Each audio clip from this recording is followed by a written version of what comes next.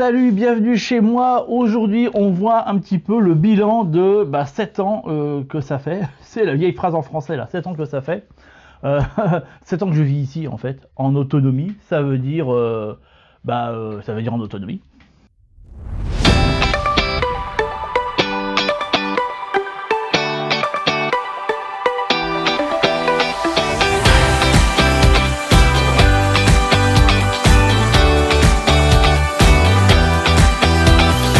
Cette vidéo, on est en fin d'après-midi, c'est l'hiver, c'est la magie de l'hiver, et puis il fait déjà nuit, donc du coup tu profites un petit peu de ce que je fais habituellement le soir. J'ai rajouté les bougies en supplément, je te cache pas d'ailleurs quelque part, un petit peu pour comment te dire, l'atmosphère, tu vois, l'atmosphère un peu, de cet endroit, de ce lieu, non mais en vrai c'est parce que sinon la caméra, si tu veux, il faisait trop noir, et j'ai pas de projecteur, je m'appelle pas Jean Lucas, là, Marc. C'est Georges Lucas, excuse-moi, ça n'a rien à voir, j'allais faire, tu vois, bref, Jean Roucas, tu vois, ce qui n'a strictement, tu vois le parallèle entre Jean Roucas et Georges Lucas, qui est strictement, bref, c'est ma magnifique, j'ai beaucoup d'humour. Donc du coup, 7 ans que j'ai souhaité emménager ici, dans une maison qui se veut la plus autonome possible. Et en plus qui est entouré de bois, ce qui pourrait dire, je pourrais dire carrément, je vis en autonomie au milieu de la forêt, je pourrais clairement dire ça, puisqu'autour de moi c'est des bois et des champs, donc voilà, on pourrait dire ça. La maison elle-même, alors je te fais un petit récap, mais alors ultra rapide parce que c'est un bilan, tu vois, bon voilà, j'ai fait plein de vidéos sur le sujet, tu en as plein sur la chaîne, tu as dans la rubrique maison autonome, ou autonomie, quelque chose comme ça, autonomie énergétique, je sais plus comment je l'ai appelé la rubrique, enfin tu verras, de toute façon il n'y en a pas beaucoup, il y en a que 3. Donc tu vas pas la louper. Et il y a plein de vidéos que j'ai fait sur ce sujet ici, où je te montre la maison, où je te montre des images de ce qu'il y a, etc., etc. Donc tu vois, voilà. Tu vas retrouver si tu arrives en cours de route où tu te dis, voilà, qu'est-ce qui se passe. Cette maison qui est une maison type cabane, elle fait 63 mètres carrés de mémoire. C'est marqué dans le cadras, mais alors, chaque fois que je dis ça se trouve elle fait 62, mais bon, on s'en fout. C'est pas un mètre carré près. Sur laquelle, comment te dire, quand je suis arrivé ici il y a 7 ans, c'était une maison qui était utilisée, parce que tout autour ce sont des bois, à la fois bois de chauffage, mais aussi réserve de chasse. Donc si tu veux, c'est une maison qui était utilisée par les chasseurs qui venaient qui réservaient, si tu veux, un bout de forêt le week-end pour aller faire leurs activités, et qui se retrouvaient bien entendu passer la nuit ici. Donc c'était une sorte de squat, si tu préfères, un petit peu. Voilà, où les matelas, tu mettais un matelas par terre, enfin ce que tu pouvais, et puis tu te chauffais, je sais pas comment il se chauffait, je pas tout pigé, mais voilà, puis bon voilà, il y avait rien, il y avait rien. On est sur un terrain qui appartient à la SAFER, je vais pas réexpliquer tous les principes, c'est un terrain agricole, sur laquelle la maison est construite dessus, elle est cadastrée au niveau de la mairie, ça c'est pour le côté législatif, si tu te poses la question. Et puis elle est faite en bois à 80%. Le reste c'est des plaques d'OSB avec un isolant, machin. C'est fait assez rudimentairement. Le toit c'est de la tôle. Enfin tu vois, voilà, c'est une maison qui, je présuppose, puisque j'arrivais, elle était déjà construite, donc je présuppose, au vu du matériau, et que je sais que le mec il l'a fait tout seul, parce qu'il me l'a dit, enfin avec des potes ils ont fait ça, que tu dois en avoir, à mon avis, pour peut-être aller, je vois large quand je dis ça, aller un petit 20 000 euros, quoi. La baraque, elle a dû coûter ça, quoi, à peu près, voilà. Sachant que les fenêtres, il les a récupérées, la porte, il l'a récupérée, enfin, il a fait plein de récup. Donc, voilà, il y a 4 bouts de tôle qui forment c'est en fausse tuile, bon, je connais à peu près, je connais le prix. Bon, l'OSB, je connais le prix aussi, je vois à peu près, tu vois, voilà, ouais, je me dis, allez, à la grosse louche, allez, avec le prix du terrain, à mon avis, on est autour de 20 000 balles, voilà. Donc c'est ce qui m'intéressait, je voulais une maison qui soit pas très grande, pas forcément la plus petite possible, mais pas un truc de 100 mètres carrés, tu vois, voilà, clairement. C'est autour d'entre 30 et 50 mètres carrés, bon, je trouve qu'elle fait 60, mais bon, voilà, c'était l'idée que je voulais en avoir, parce que, mais ça après c'est un choix, si tu veux, dès le départ, je souhaitais avoir, moi je vis plus dehors que dedans. Donc la maison, si tu veux, pour moi, elle a 2 fonctions. Une, c'est m'abriter quand il pleut. 2, m'abriter quand il fait froid. Voilà, si tu veux, c'est ces 2 fonctions-là. Pour le reste, voilà, pour moi, la nature est ouverte et suffisante. Il n'y a pas besoin d'avoir une maison. Enfin voilà, je ne vis pas, si tu veux, dans ma maison.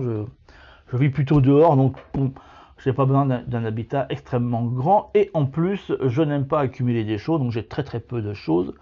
Si je prends uniquement ce que, voilà, les affaires auxquelles je tiens, fondamentalement, je pense que ma vie entière tient dans une valise, pour te dire à peu près l'idée dans laquelle je suis.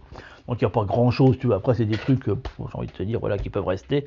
Même une partie est déjà là, c'est de la récup un peu partout. Donc bon, voilà, c'est des trucs auxquels je tiens, auxquels je devrais, voilà, si je devais déménager, qu'est-ce que j'emmènerais avec moi? Clairement, ce qui tient dans une valise, voilà. Donc tu vois à peu près le concept comme ça, toi, tu vois un petit peu l'idée dans laquelle je suis. Alors s'il y avait je voulais une maison qui soit la plus simple possible, avec des matériaux simples, ce qui fait que si je dois la rénover, la refaire ou réparer des choses, bah, que ce soit facile, avec des outils, voilà, pas très complexes, et qui ne nécessitent pas en plus, si tu veux, voilà, des connaissances de fou pour arriver à se dire que tu as un mur porteur à penser, des parpaings et tout ce que tu veux. Bon, voilà, là c'est t'as une visseuse, des visseuses, tu te débrouilles sans problème avec ce type de baraque. Ça, c'était le premier point. Après, ce qu'il y a, deuxième chose, c'est qu'elle n'a pas de raccord en eau, donc il n'y a pas de tuyau d'eau qui arrive. Il y en a un qui est à l'entrée du terrain, qui a été installé, mais qui est pas que pour cette maison-là, en sachant que j'ai pas de voisins autour de moi, d'accord. Et il n'y a pas de poteau électrique, ni de poteau, tu sais, pour les télécoms, là, pour tout ce qui est internet, téléphone, etc. Donc il n'y a pas tout ça, en fait, il n'y a rien du tout. Et ce qui m'arrangeait bien, parce que c'est ce que je voulais une maison qui soit complètement déconnectée, tu vois, débranchée complètement. Et c'est ce qui m'a intéressé. Donc il y a ça. Ensuite, il n'y a pas de tout à l'égout. Et puis, ma foi, voilà, pas d'eau courante, pas tout à l'égout, pas d'électricité et pas de truc télécom, machin. Voilà, si tu veux, un cube, plutôt en long. Enfin, si tu veux, c'est un cube avec un rectangle qui est accolé, qui est complètement déconnecté de tout, avec un terrain, voilà un petit peu. Donc j'arrivais là-dedans. J'ai installé, dans un premier temps, en répondant, si tu veux, à un principe qui est tout bête, qui est qu'est-ce que l'on met en priorité quand on installe quelque chose pour être en autonomie. Bah, vu que j'ai emménagé en mois de février, la chose la plus simple à mettre en place et la plus évidente, bah, c'était de ne pas se peler trop le jonc. Donc fondamentalement, qu'est-ce que j'étais installé? Bah, le poêle à bois, c'est le premier truc que j'étais mettre, parce qu'il fallait absolument résoudre le problème du froid le plus vite possible, et c'était pour moi la solution la plus écologique et la plus économique en même temps, si tu veux, voilà, qui s'est apparu, vu qu'autour de moi ce sont que des forêts de bois de chauffage.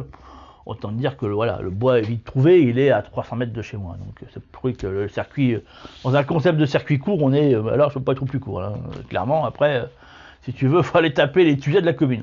Donc voilà, une fois que j'ai résolu ça, bah, après tu te doutes bien qu'est-ce qu'il y a derrière, c'est l'eau. Donc il y avait déjà une citerne d'eau qui était installée, c'est l'eau de pluie, donc c'est les toitures qui récupèrent l'eau et qui vont dans la citerne.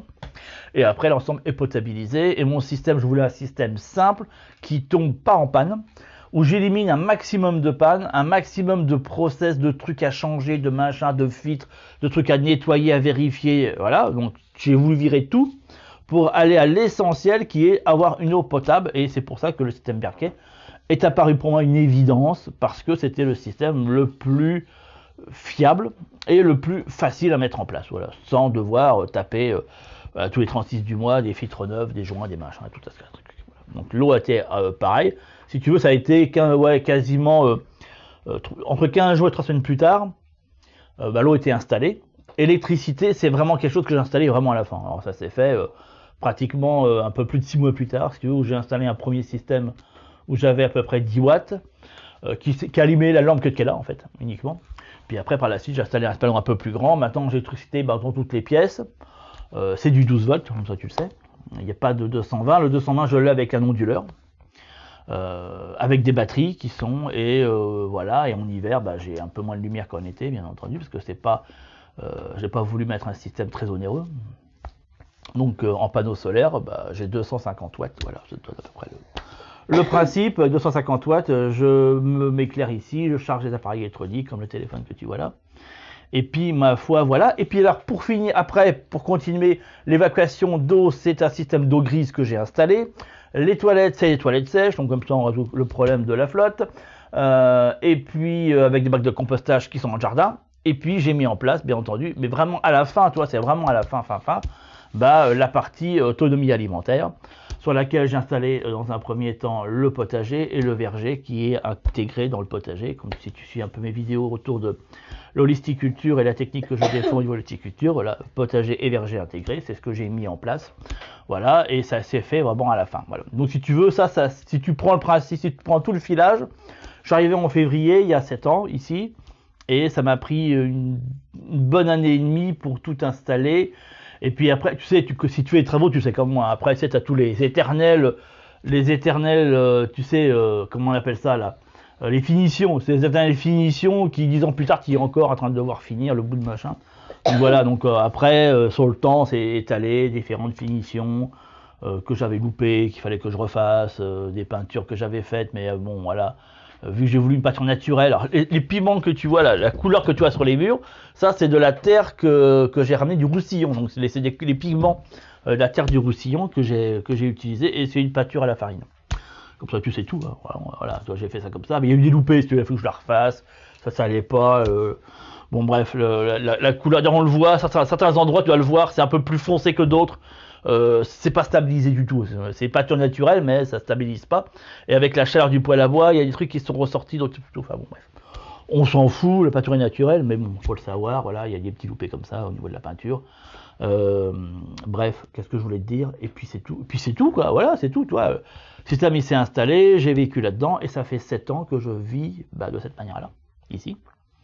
Et le bilan que j'en fais, alors c'est l'intérêt de la vidéo, tu vois, voilà, le bilan que j'en fais, on se refait un petit, tu vois, un petit filage pour en arriver à là. Bon, le bilan il va être vite fait, hein. Qu'est-ce que je referais et c'est plutôt qu'est-ce que je ne ferais pas et vers quoi j'irais plutôt à la place de ce que j'ai fait ici.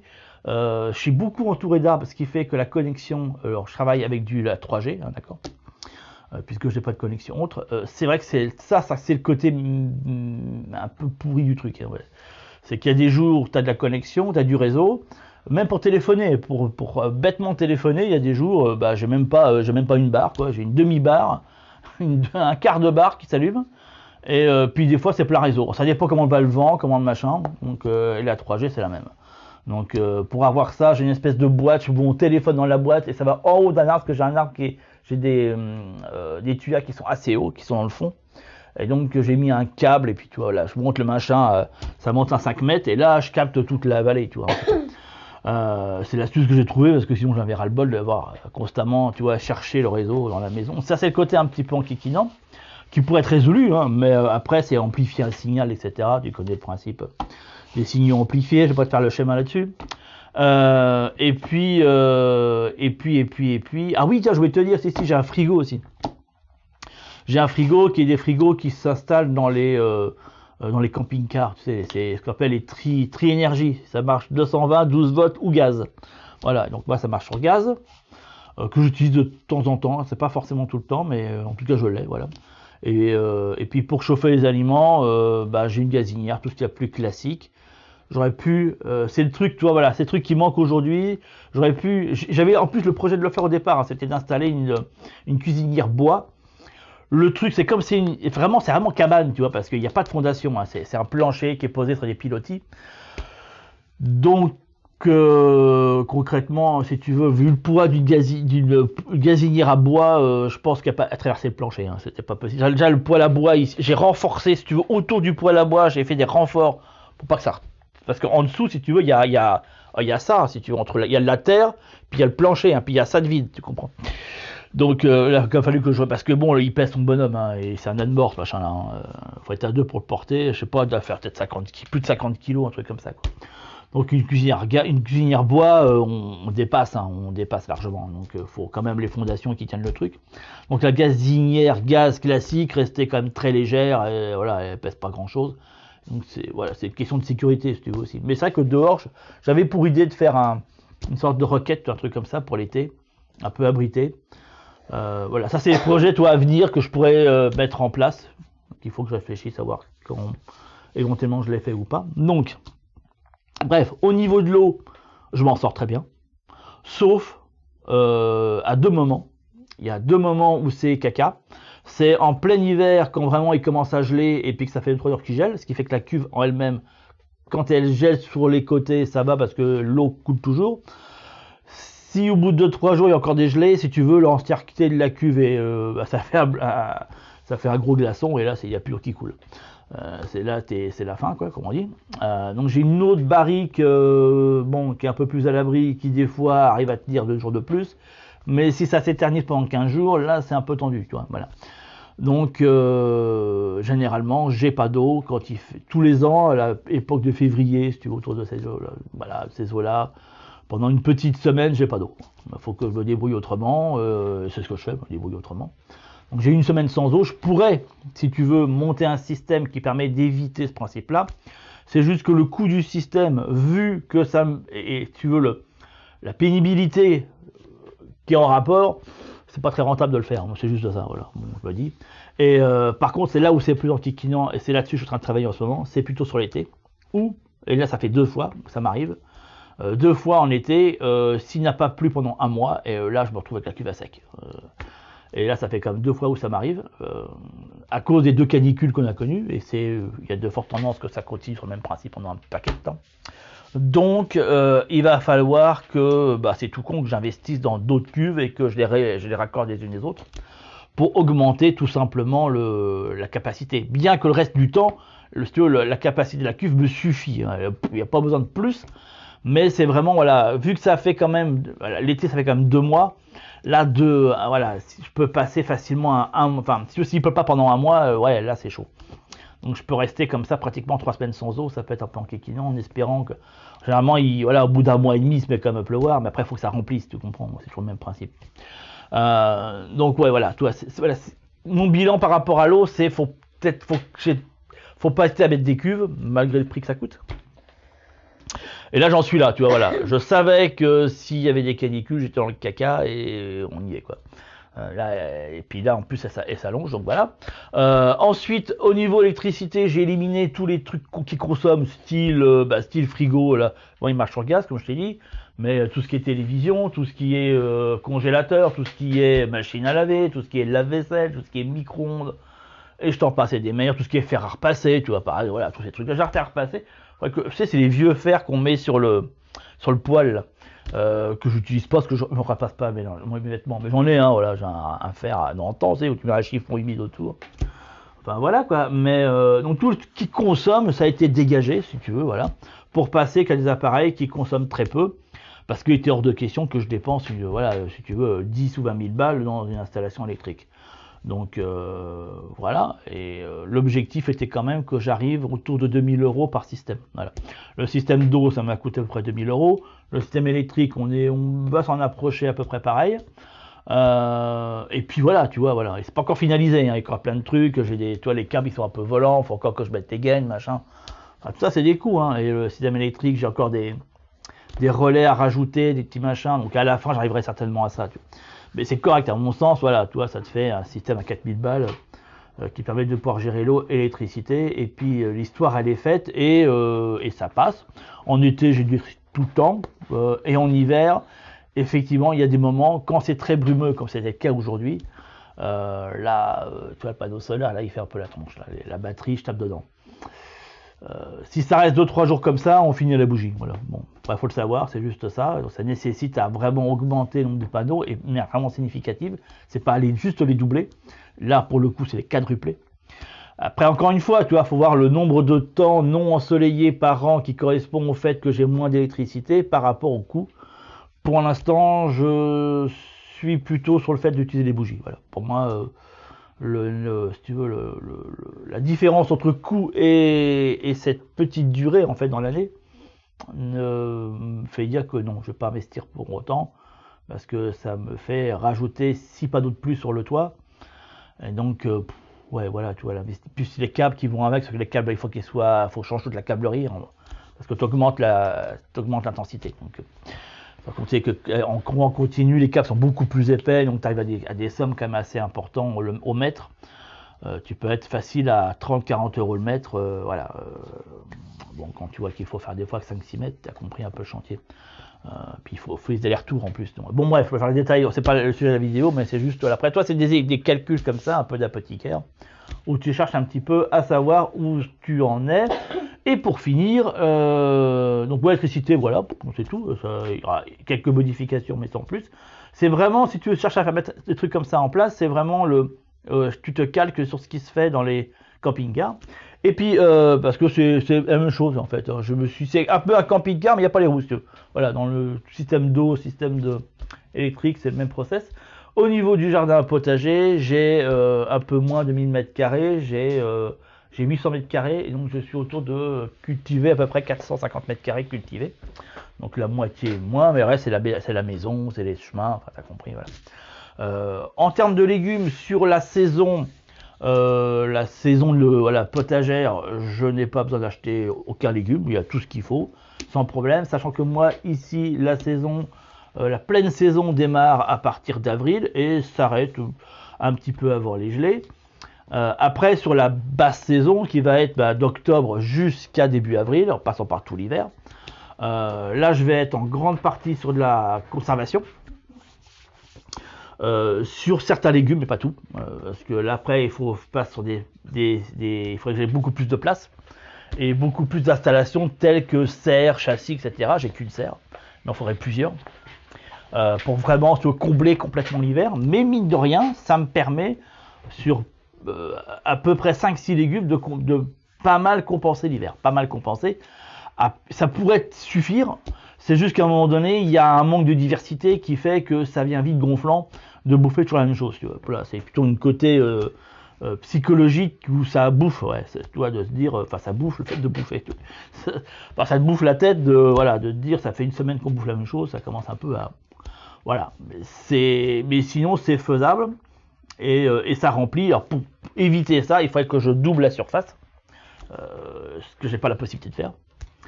Pour l'instant en tout cas, et là effectivement je pourrais augmenter sur le nombre de variétés.